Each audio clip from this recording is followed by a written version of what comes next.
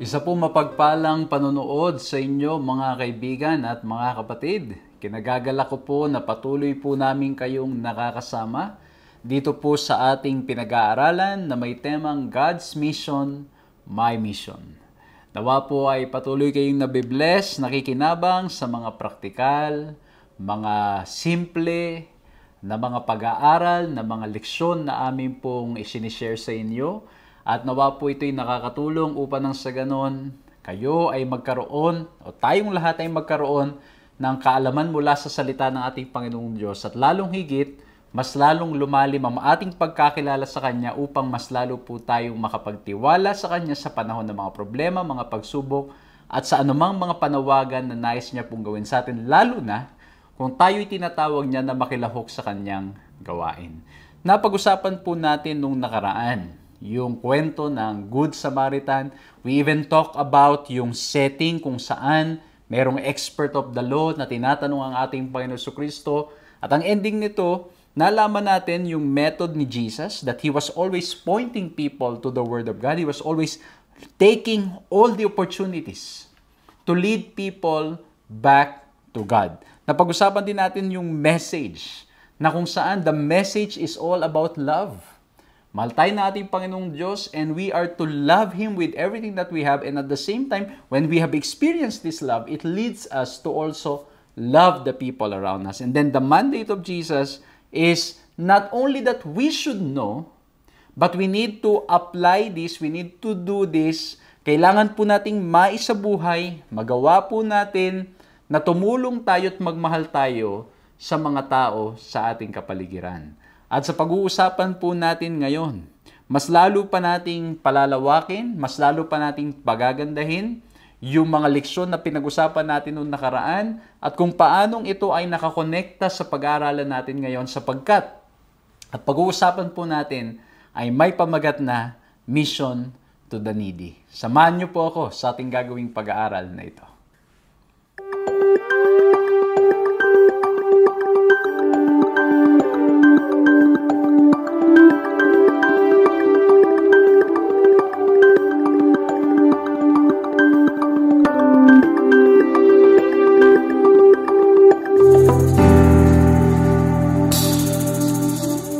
Ako po si Pastor John Alexis Mercado at patuloy po kayong sumusubaybay sa paglilingkod na pinagkakalob po sa inyo ng 3 Points Ministries.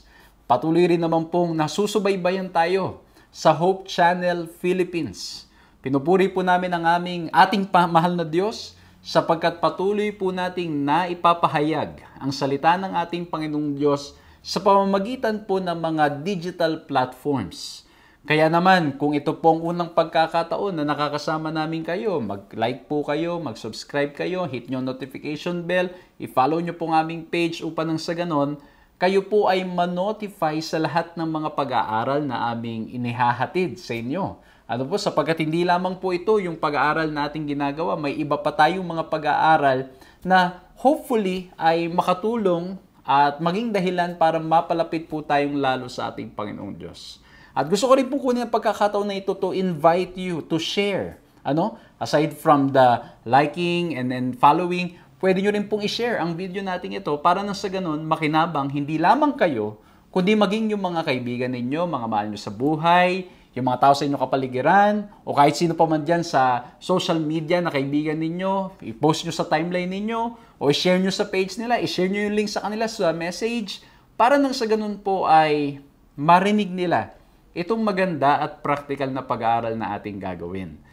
So, again, mga kaibigan, mga batid, by sharing the video, you are participating in a simple way in the mission of God. Kasi bakit po? In simply clicking the share button, you are joining God in His mission na mai-proclaim po siya doon sa mga tao sa ating kapaligiran. Simpleng paraan lamang. Isa sa mga pamamaraan na maaari tayong makilahok sa gawain ng ating Panginoon Diyos. So mga kapatid, mga kaibigan, again po, I'm requesting you, i-share po natin ang video na ito para lang sa ganun, marami pong marating at marami pong mapaglingkuran po tayo sa gagawin po nating pag-aaral. And gusto ko rin pong kunin ang pagkakataon na ito to say thank you sa lahat po ng mga nagpe-pray, sa lahat po ng mga nagsosupport upang nang sa ganun ang ating gawain ay makapagpatuloy. Maraming salamat po sa inyo mga kaibigan at mga kapatid na walang sawang sumusuporta, walang sawang nagmamahal, walang sawang tumutulong upang nang sa ganun tuloy-tuloy po tayong makapaglingkod, hindi lamang online, kundi maging face-to-face. Pinupuri po natin ang ating Panginoong Diyos sapagkat may pagkakataon tayong magawa po ito ng tuloy-tuloy at hindi po mangyayari ito kung hindi po nagpapagamit din kayo, mga kaibigan ko, mga kapatid ko, na mga nagsishare ng inyong blessings to make this ministry possible. At ganoon din po sa akin pong mga pag-iikot sa mga iba't ibang lugar, iba't ibang bansa. At even now, mga kaibigan, mga kapatid, ang inyong pong lingkod ay nagbiyahe at nagpupunta kung saan-saan. Again, mga kapatid, I just want to say thank you for the love, for the care ninyo po mga kaibigan namin, mga kapatid namin, na grabe po na you are making it possible for me to visit different places at makapaglingkod po sa inyong lugar. Muli po maraming salamat sa inyo at nawa po'y patuloy kayong pagpalain at patuloy na sumagana ang pag-iingat at pagmamahal ng ating Panginoong Diyos sa inyong lahat. Praise the Lord po, and we bring back all glory and praises to our Lord and Savior, Jesus Christ. At sa pagkakataon pong ito, hilingin po natin ang kapangyarihan at katalinuhang nanggagaling sa ating Panginoong Diyos upang maunawaan natin at maisabuhay natin ang ating pag-aaralan ngayon. Let's bow our heads and let's pray. Ama po namin Diyos, dakil at makapangyarihan sa lahat, kami po'y nagpapasalamat sa pagkakataong ipinagkaloob niyo sa amin upang mag-aral ng inyong mga salita. Tulungan niyo po kaming maunawaan ito, tulungan niyo po kaming maisabuhay ito, tulungan niyo po kami na ang lahat ng aming mga mapapakinggan ay nawa maging dahilan upang lalo po naming maisukong aming buhay sa inyo. Lord, patnubayan niyo po kami, pagkalooban niyo po kami ng katalinuhan, ng pangunawa sapagkat sa aming mga sarili ay hindi po namin kaya. Salamat po sa banal na Espiritu na tutulong sa amin sa oras na ito at tutulong sa amin sa lahat ng panahon. Lord, tulungan niyo kaming magtiwala sa inyo. Maraming salamat po. Pangunahan niyo kami ngayon sa pangalan ng aming Panginoong Hesus. Amen. Amen. Muli po, isang magandang panunood, mapagpalang panunood sa inyong lahat. Isang magandang umaga, tanghali, hapon, or gabi, anong oras man na kayo ay sumusubaybay, nadaratnan ng ating pag-aaral na ito. Isa pong malaking kagalakan na patuloy pong makasama kayo. At maraming salamat po sa patuloy niyong pag-anyaya sa mga kaibigan ninyo, mga kakilala ninyo para sumama sa ating ginagawang pag-aaral na may temang God's Mission, My Mission. At ang pag-uusapan po natin ngayon in connection to our previous na pinag-aralan na Mission to Our Neighbors, ngayon naman ang pag-uusapan natin is Mission to the Needy. Okay? Napag-usapan natin nung nakaraan. Yung neighbor ay anybody, any race, any color, any culture na nasa paligid natin, we are to love them with the love of our Lord and Savior, Jesus Christ. And this time, sa pag-uusapan po natin ngayon, we will make it even more specific and we will be focusing sa ating pong mission to the needy, sa mga nangangailangan. At pag pinag-usapan natin yung mga nangangailangan, hindi lamang ito physical, meron rin pong emosyonal, meron din pong tinatawag na social, meron din pong spiritual na mga pangangailangan. Ano po? At makikita natin sa paglilingkod ng ating Panginoon Jesucristo na itong mga pangangailangan na ito ay kanyang pinunan. Kaya nga po sa ating key text sa Matthew 25:40, ang sabi ganito, "And the king will answer and say to them, Assuredly I say to you, inasmuch as you did it to one of the least of these my brethren, you did it to me." Grabe mga kapatid, itong statement ng ating Panginoon Jesucristo na nagsasabi o sinasabi doon sa kwento, sinasabi ni God na yung pagtulong na ating ginagawa doon sa mga nangangailangan ay pagtulong na atin na rin namang ginagawa sa Kanya. Kaya naman, mapapansin po ninyo sa buong banal na kasulatan mula sa lumang tipan, even sa pagbigay niya ng mga kautusan, pagbigay niya ng mga paalala, pagbigay niya ng mga dapat sundin, mga alituntunin, laging naroon po yung provision to help the needy. Laging naroon yung provision upang nang sa ganun matulungan natin yung mga tao sa ating kapaligiran. At pag-uusapan natin yan mamaya, kasi may mga katanungan for sure yan na Yung sasabihin ng iba, Pastor, paano yan? Ang hirap kasi ring tumulong ngayon. Kasi yung iba nagpapanggap lang, yung iba talagang nangangailangan, yung iba naman ginagamit itong parang hanap buhay na. So, paano natin magagawa? But again, the mission is clear na kahit na ganun pa man, we are to help the people around us. Well, pag-uusapan nga po natin yan, mas maigi pa. Pero as for now, allow me to start with my first point, and before that, let me again reiterate na ang ating pong pag-aaral na ito, aking pong isi-share sa inyo, ang ating pong 3 points, and we have summarized it into 3-letter piece, at inanyayaan ko kayo, basahin niyo ang Biblia, buksan niyo ang salita ng ating Panginoong Diyos, tingnan niyo po ang salita niya, pag-aralan ninyong mabuti, at hopefully you will arrive into these same lessons na akin pong ipipick up, o akin pong na-pick up, o akin na isi-share sa inyo. At kung may mapupulot pa kayong iba, edi praise the Lord. Mas lalo pa ninyong napag-igi at mas lalo pang naunawaan ang salita ng ating Panginoong Diyos. But as for me, ito pong aking refleksyon, basahin nyo sa Biblia, and I hope that, you will have the same or even better reflections from what I'm going to share with you. At ang first letter P, as we talk about the mission to the needy, let's talk about the pattern or our pattern. Walang iba kundi ang ating Panginoong Hesukristo. Walang ibang pattern na tayo ay titingnan kundi ang ating Panginoong Hesukristo. Kasi makikita natin sa kanyang buhay na siya hindi lamang naging abala sa pangangaral ng Ebanghelyo in meeting the spiritual needs of people, in preaching the truth to them.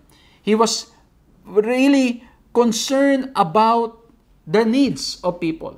And that's why in the Bible, especially in Matthew, Mark, Luke, and John, Jesus is always described as the compassionate Savior. Na lagi siyang nakakaramdam ng compassion to the people who are in need physically, who are in need socially, who are in need emotionally.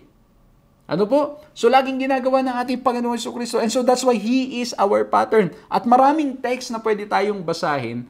But as for this specific study, I just want to quote this text from John chapter 5, 3-6. Ang sabi ganito, "Here a great number of disabled people used to lie,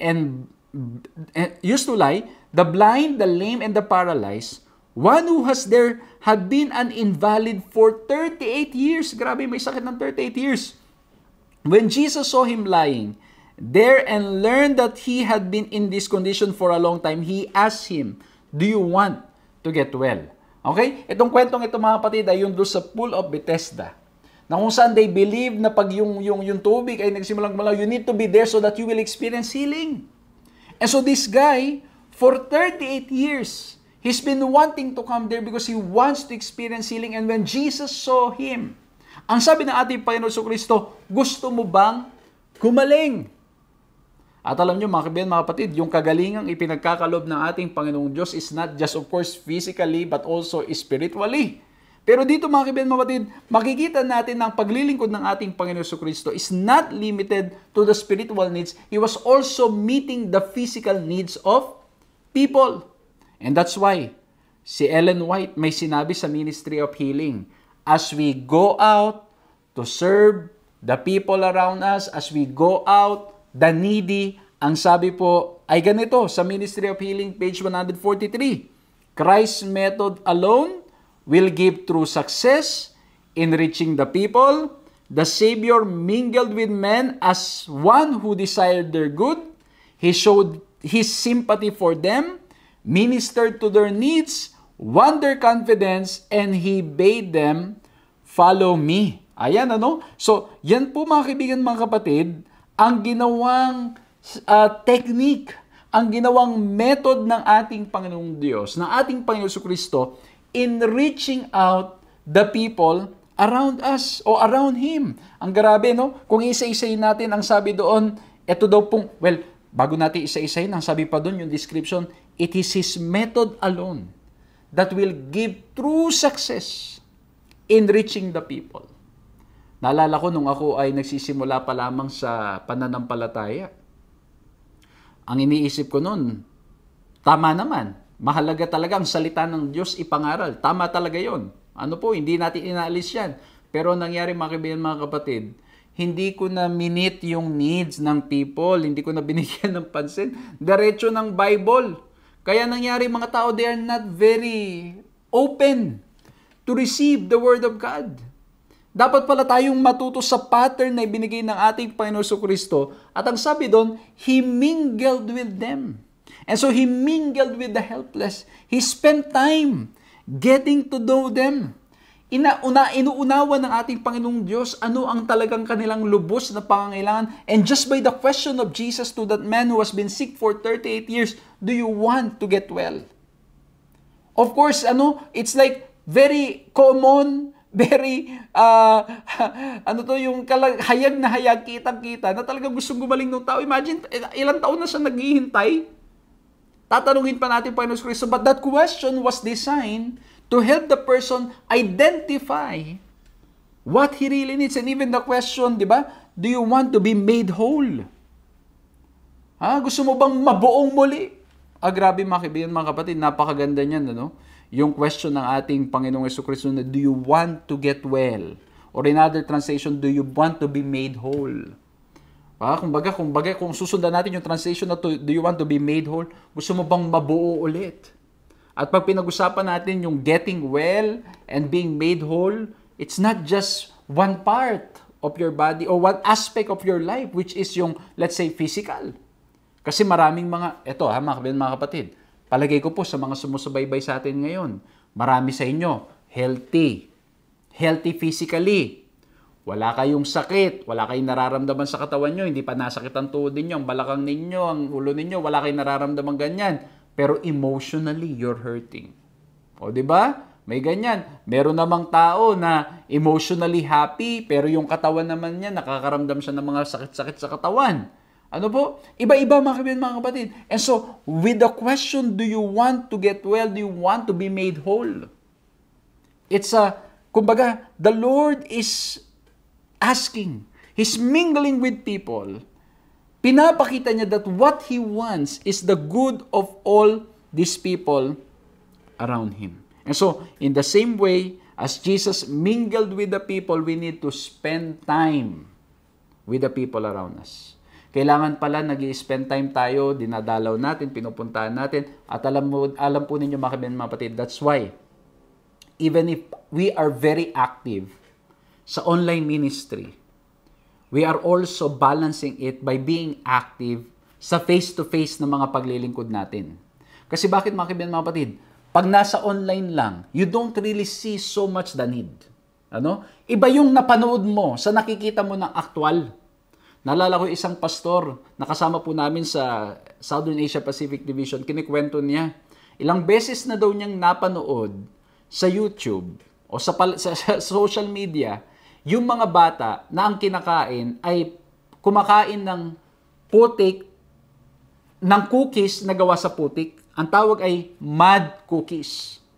Ilang beses niya na napanood at nagkaroon ng impact sa kanya. But when he went there and physically saw it, nakita niya kung paanong niluluto, pine-prepare na ito'y talagang gawa lamang sa putik, sa buhangin.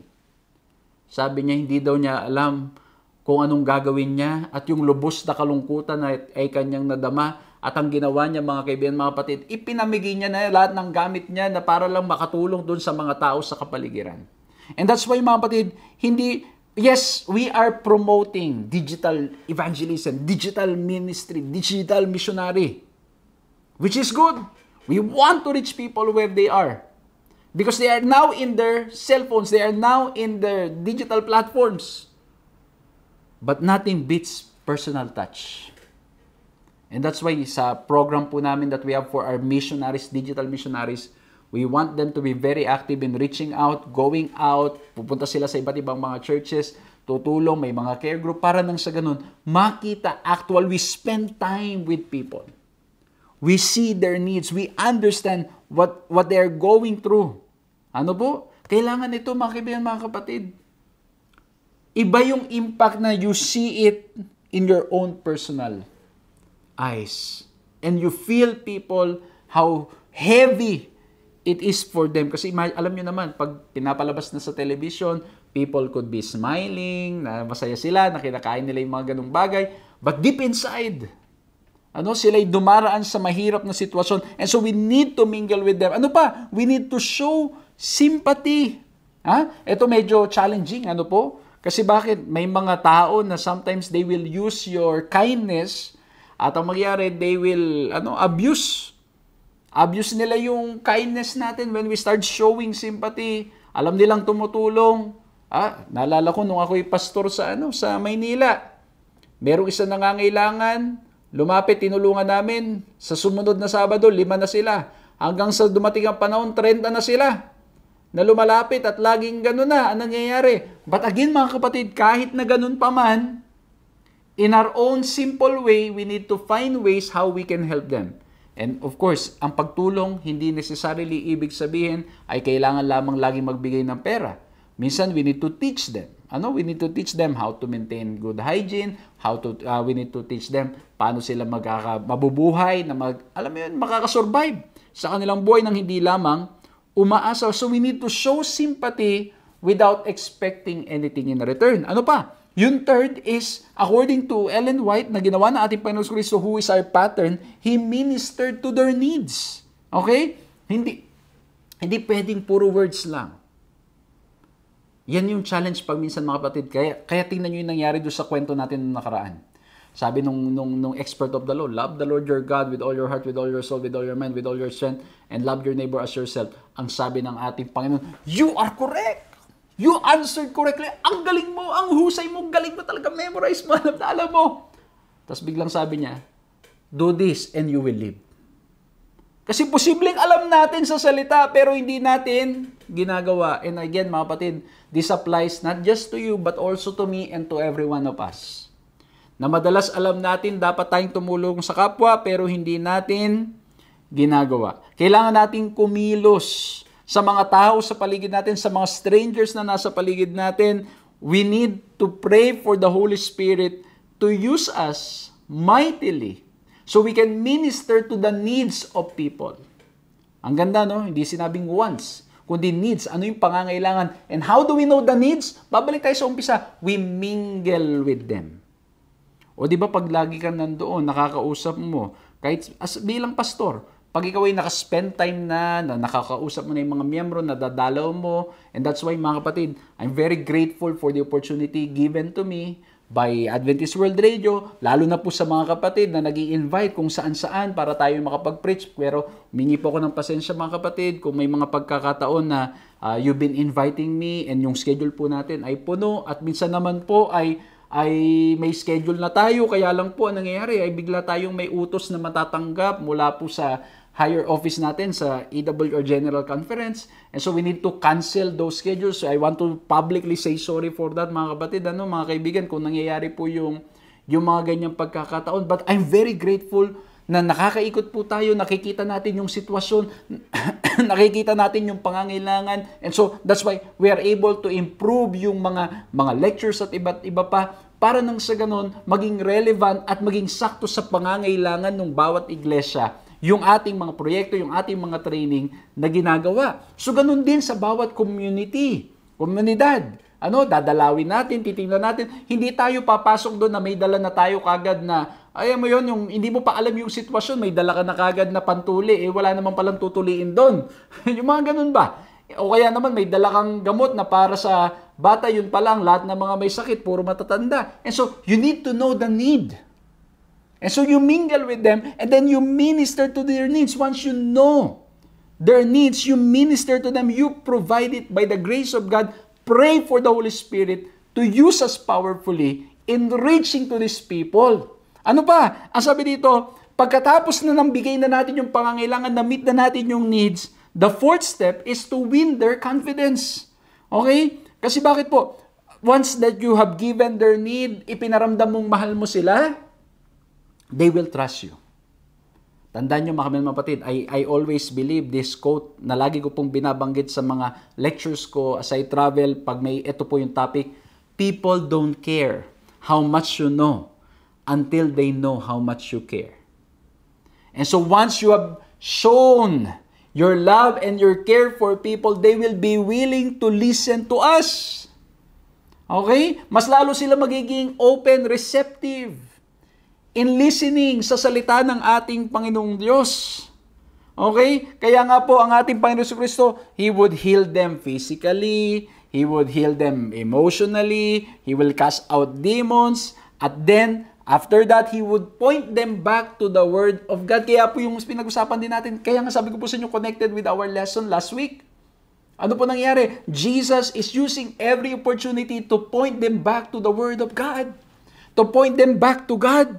E so mga kapatid, once we have mingled with them, showed sympathy, ministered to their needs, and we won their confidence, we cared for them, we loved them without expecting anything in return.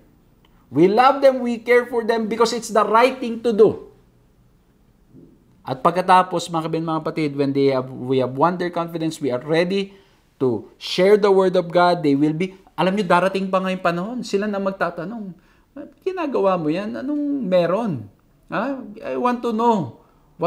Ano ba yung meron? Bakit ginagawa mo yan? And that's the time you introduce, and that's why the last step is to lead them to Jesus. That's why you bade them, follow me. Yung ginawa natin Panginoon Kristo. And so, this is the pattern na ibinigay ng ating Panginoong Kristo na dapat nating gawin sa ating mga paglilingkod.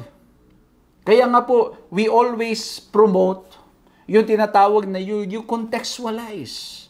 May mga projects na ipopropose, ibababa. Kailangan ang gagawin natin, gagamitin natin yun, pero in the context doon sa pangangailangan ng ating pinaglilingkuran o ng ating iglesia.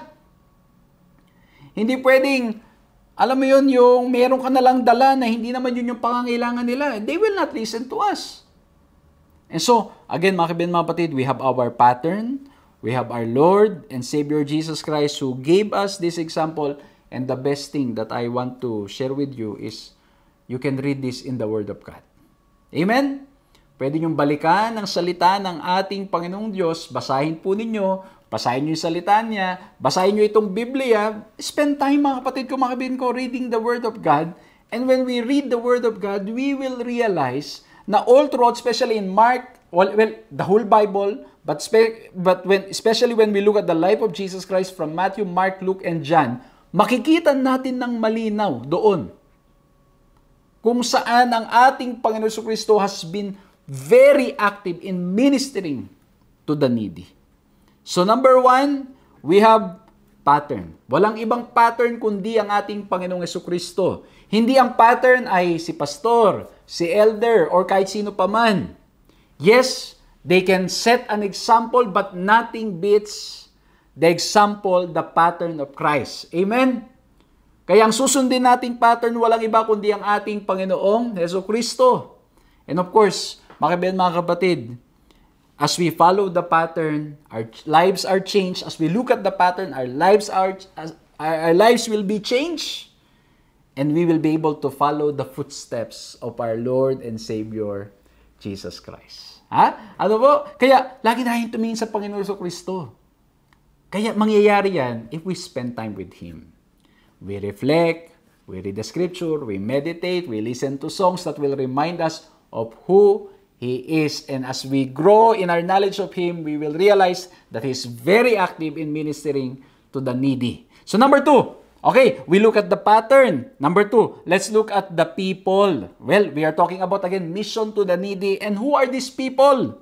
Well, again, mga kapatid, when we say needy, ito ay yung mga tao na nangangailangan. Minention ko po kanina, physically, emotionally, mentally, socially, spiritually, financially. Okay?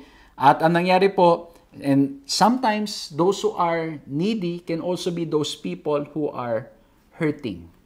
Mga may pinagdadaan ng sakit, mga may pinagdadaan ng hinanakit sa kanilang mga puso. Okay? Kaya po tingnan natin to, basahin natin to nasa Luke 4:18. Tingnan niyo po ang sabi dito, "The Spirit of the Lord is upon me, because He has anointed me to preach the gospel to the poor.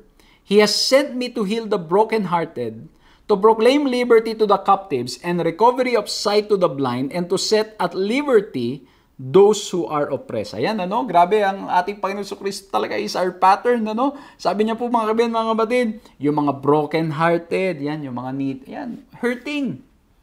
Baka po may sumusubaybay ngayon na broken-hearted.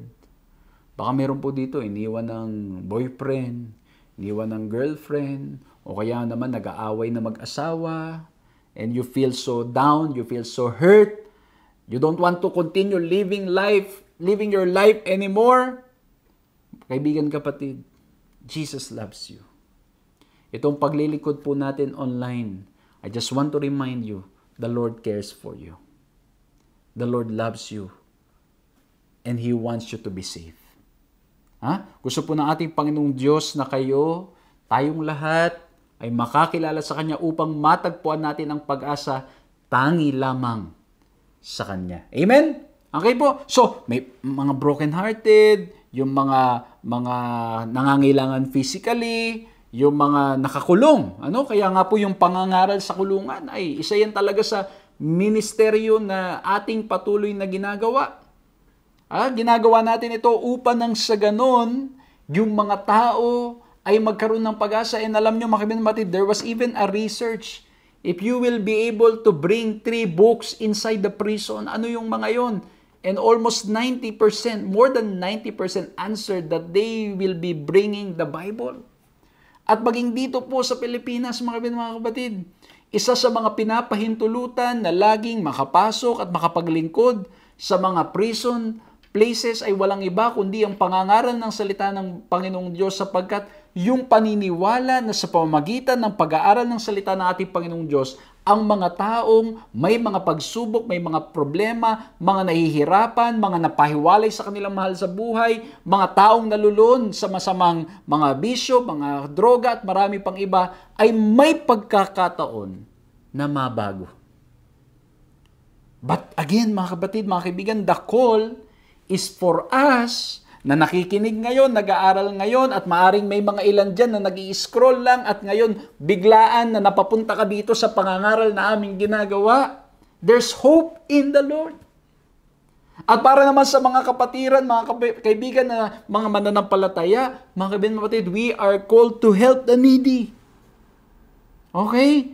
Tapos ayan po, yung mga nabulag, mga pilay, yung mga nahihirapan, yung mga nasasaktan, we are to be there to help them. At alam nyo, mga kaibigan, mga kapatid, this is what I learned in my ministry. Hindi kinakailangang laging alam mo yung dapat sabihin. Kasi may ilan sasabihin, Pastor, gusto kong tumulong sa mga nasasaktan, pero hindi ko alam yung sasabihin ko.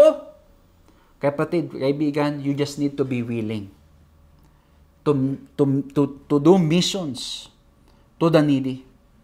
Kasi bakit po, meron kaming tinatawag na ministry of presence. Ano yung ministry of presence, Pastor? Ibig sabihin lamang yan, you don't need to say anything. You just need to be there for the person who's suffering, na humaharap sa pagsubok. Pwede mo lang sabihin, I don't know what to say, but I will sit beside you. I will join you in your morning. Nandito lang ako para makinig. Iiyak mo lang yung nararamdaman mo. Nandito lang ako, makikinig ako sa iyo. Yun, mga kapatid, there are times that's what we need to do, to let them feel that we are there for them. To minister to the hurting.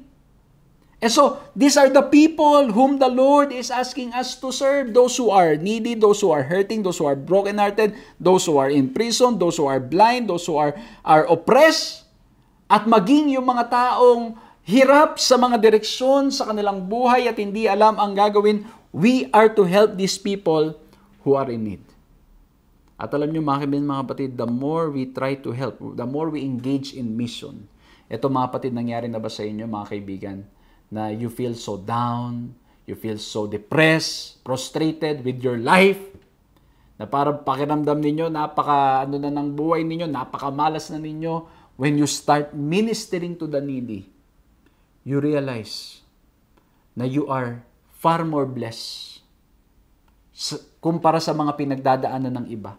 Naalala ko na minsan, merong isang kapatid na nagkikwento sa akin, umiiyak siya, namumroblema siya, And then after niyang magkwento, sabi ko sa kanya, alam mo, ako kwento ko lang rin sa'yo. Tapos alam niyo, naiyak na ako doon sa kinikwento ko na pinagdaanan ko. At pagkatapos naiyak na rin siya, sabi niya sa akin, sabi niya, well, mas ano ka pala, mas kawawa ka pala. Mas kawawa ka pala, Pastor. Sabi sa akin, may mga ganong pangyayari sa buhay natin, mga kaibigan, mga kapatid, na nangyayari yung ganon. And then ako naman, as I try to continue serving, I realize na may mga taong mas nangangailangan pa sa akin. So even though I'm facing some troubles, facing some problems, facing some needs, alam niyo mga kapatid, when you're involved in mission, especially mission to the needy, gusto mo pang lalo pang maglingkod. Kasi alam mo na may mga taong mas higit pa, na mas malalim, mas mahirap ang kanilang pinagdadaanan sa buhay. Ano po? Yan po mga kaibigan, mga kapatid.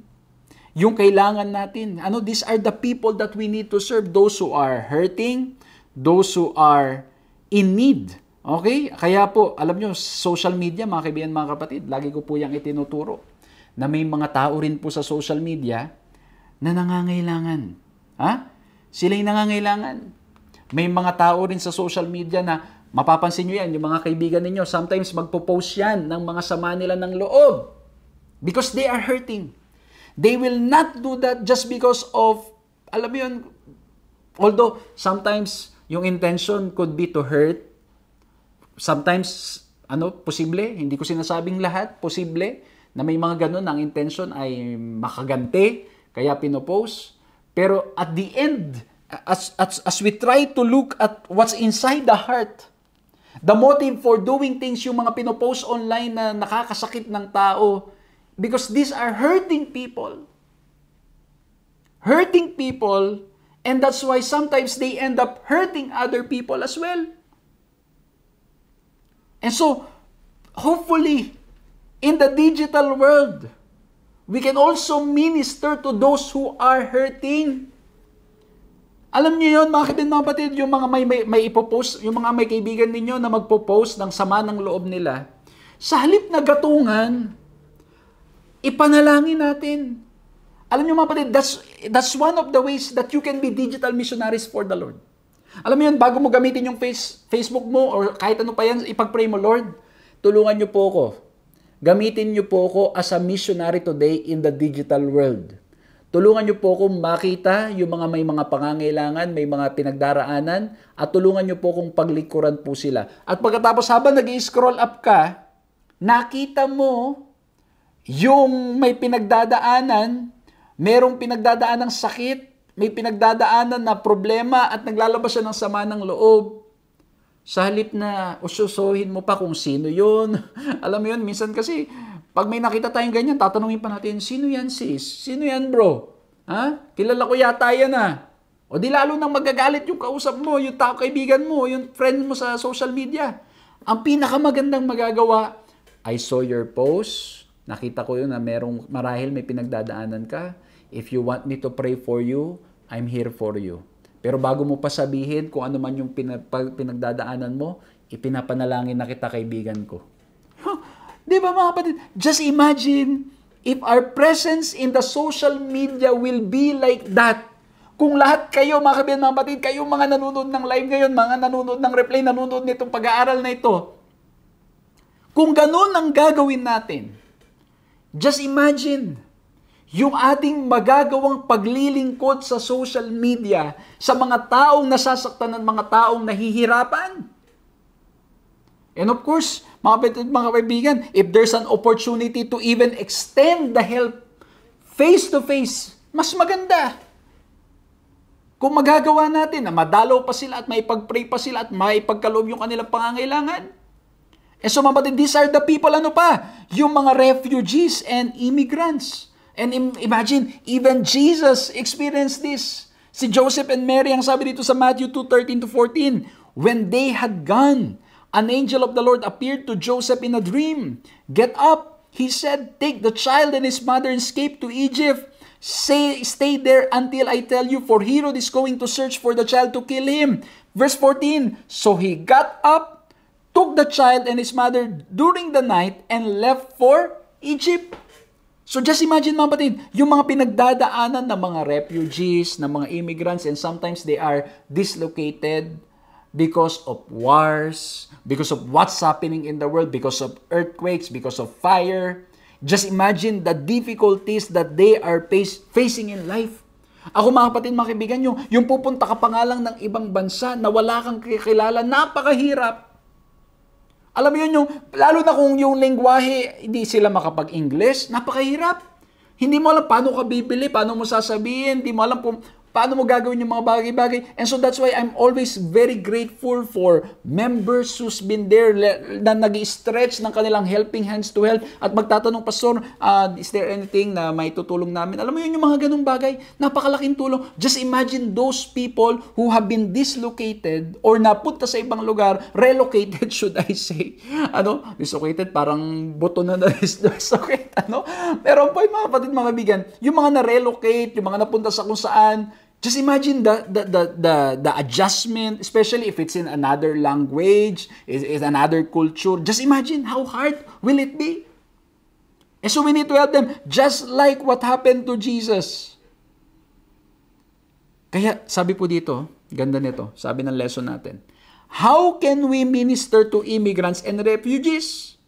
It is difficult because in some countries, it may not be politically correct to mingle with or help these people. Yet, we must do what we can, when we can, to minister to these people who surely have been through some difficult times and are in need of our help. So to whatever degree we can, we must help. Kahit sa simpleng paraan na makakatulong tayo, well, if we can help physically, yung mga needs nila, pero kung ipinagbabawal ng batas doon sa lugar na yon, sa bansang yon, why not offer a short prayer? At kung may mga kilala tayo na mga koneksyon na pwedeng maging dahilan para nang sa ganun, maipadala natin yung tulong natin sa kanila, why not? Nanonood kayo marahil ng balita, may mga ilan sa inyo. Ako mga kapatid, ako'y tumigil ng manood ng balita. Binabasa ko na lang kasi pag sa balita, pag minsan, it's really exage and when you see it, alam mo yun, yung imagination mo. Grabe mga kapatid, mga kaibigan, at ang ginagawa ko po, well, in reality, wala kaming, as of now, wala kaming TV. May TV kami, sira. Hindi gumagana. Kaya yung mga anak ko, hindi nakakanood ng television yan. Hindi rin kami naglagay nung signal. We don't want na ganon, Pero of course, we have the computer, we can search. So yun, we can read yung mga nangyayari sa paligid natin, yung mga earthquakes and even the social media. Pag may nangyari, imagine nyo, pag may lindol, automatic may magpo-post may lindol. Di ba? Di ba ganon? Lumindol ba? May magtatanong pang ganon. Ang point mga kapatid, mga kaibigan, if we see that, alam mo yun, kung wala kang maitutulong na iba, you can still help by praying for them. Pwede tayong tumulong sa mga taong nangangailangan, especially in this, for these people, those who are refugees and immigrants. We can help them by God's grace. Kung bawal dun sa bansa, let's pray for them. Let's find a way na maaari tayong makatulong sa biyaya ng ating Panginoong Diyos. Kaya nga po yung kasabihan, yung totoo siguro pa rin yung kasabihan na pag gusto may paraan, pag ayaw maraming dahilan. Kasi yung pagtulong, mga kaibigan, mga kapatid, hindi kailangan laging may involved na pera. Hindi laging kailangan may involved na mga bagay-bagay na kailangan ibigay. Sometimes, all we need is to really pray for people. But of course, ito po yung mga nagtutulong, nakakapagbigay, praise the Lord po, at yan ang ipinagkatiwalang ministeryo sa inyo ng ating Panginoon. Pero dun sa mga wala, you can pray for people around you. Amen? Ako po lagi akong openly nag-express. Ito pong ministry na ating ginagawa, yung ating mga pagdalaw sa iba't ibang lugar, hindi mangyayari yan if not because of people who have been moved na gusto nilang maipangaral ang salita ng Diyos. May mga kapatid tayo na ang talagang strong desire, yung mga kabataan sa church, matrain, matuto, mapalapit kay Kristo, and so they are willing to really support this kind of projects. Kaya naman, pag meron po tayong mga trainings at ministry, lagi silang nandyan na nakasalikod, nasasabi nila, Pastor, ito, support natin sa ministry para nang sa ganun, magawa natin yung mga proyektong yan, para mga kabataan natin na pag-asa ng bayan, matuto sa salita ng ating Panginoong Diyos. But the point na gusto kong sabihin, mga kapatid, the point that I'm trying to say, these people who are in need, who are hurting, the refugees, immigrants, and those people who are hurting physically, emotionally, socially, spiritually, we can do something. Even in small ways. We can pray for them. So number one, we talk about the pattern, si Jesus Christ. We talk about the people who are involved in this mission to the needy. Okay? And number three, we'll talk about the principle. What's the principle that will move us to help the needy? At ang sabi sa John 15:13, at pinag-usapan na rin natin nung nakaraan, pero using another text, greater love has no one done this than to lay down one's life for his friends. Ano po, mga kapatid, the principle will, in helping the needy, in our mission to the needy, the principle of God's government will always be love. Pag-ibig, yun ang dapat na dahilan, at kung pag-ibig ang dahilan, ito ay magiging dahilan upang nang sa ganun we can go the extra mile. Hindi tayo nai-stuck lang kung nasaan tayo. Hindi tayo nai-stuck kung ito lang ba, ito lang yung... No, mga kapatid, love will always move us. And that's why Paul mentioned that it is the love of God that motivates him, that encourages him to do things for the glory of God. It is the same love that will move us to minister to the needy. And so the principle is love. And that's why when you go to Mark chapter 2, I believe that it's love. Kasi bakit? Yung kaibigan nila na tinulungan nila. Imagine niyo sobrang daming tao. Paano kayang gagawin natin? Sabi nila, hindi sinabi ng isa, naku, wala na. Ang daming tao nakapalibot kay Jesus, hindi na natin magagawang matulungan tong kaibigan natin, hindi na natin madadala. No, hindi nila sinabing ganon. Maraming mga excuses, maraming barriers, maraming mga borders, maraming mga walls, mayroong limitations. But because of love, because of their desire to support, to help their friend in the name of Jesus, because they experience lalo na kung naranasan natin ang pag-ibig ng ating Panginoong Diyos, there will be no walls, no borders, no limits. We will serve God. Kaya sa Mark chapter 2, basahin niyo yung kwento. Ang ganda. Ang ginawa nila, pumunta sila sa bubong. Tapos, binutas nila yung bubong, At pagkatapos, yung friend nila, unti-unti nilang ibinaba. At para nang sa ganun, makita at mapaglingkuran ng ating Panginoon Jesucristo. Again, that's mission to the needy. They were willing to do it all to help the person in need. And that's the same calling that we have. Na makapaglingkod sa mga taong nangangailangan sa ating kapaligiran. Basahin po natin to ang sabi sa ating lesson. God is calling us to meet the needs of all people. Even though we don't know when or if they will ever accept Jesus. Though reaching them for Jesus is the foundation of our mission, we need to help those in need purely because they need help. Ito, pakinggan nyo. Grabe to. We help them because we have accepted Jesus as our Lord, and that is what He calls us to do. Hindi tayo tumutulong because we are expecting something in return. Hindi tayo tumutulong para nang sa ganun sila'y mapabinyagan. Of course, that's what we want.